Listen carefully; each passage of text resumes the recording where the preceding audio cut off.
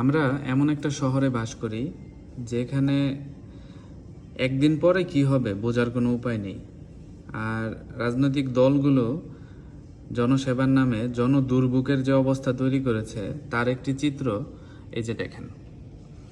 আজকে যেসব রাস্তাগুলা পুরো শাটডাউন হয়ে আছে এখন, শহীদ ক্যাপ্টেন মনসুর আলী অ্যাভিনিউ, অতীশ দীপঙ্কর মহাসড়ক, সংসদ অ্যাভিনিউ, কাজী নজরুল ইসলাম সরণি, মিরপুর সড়ক, নিউ এলিফ্যান্ট রোড, মাওলানা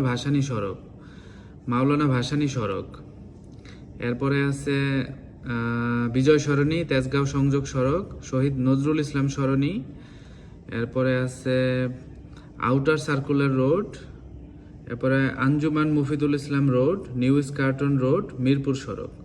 তো এই পুরা শহরের ভিতরে যদি আমরা দেখি, এই যে শহরের ভিতরের অবস্থা দেখেন, শহরের ভিতরে এই এরিয়া পুরাটাই শাটডাউন হয়ে আছে। তো তাদের যদি আন্দোলন করার দরকারই যদি হয়, যদি তারা কোনো মিছিল মিটিং করতে চায়, শহরের বাইরে গিয়ে করেন না ভাই। পুরা ঢাকা শহরটারে এরকম ব্লক করে আপনারা কি প্রমাণ করতে চান?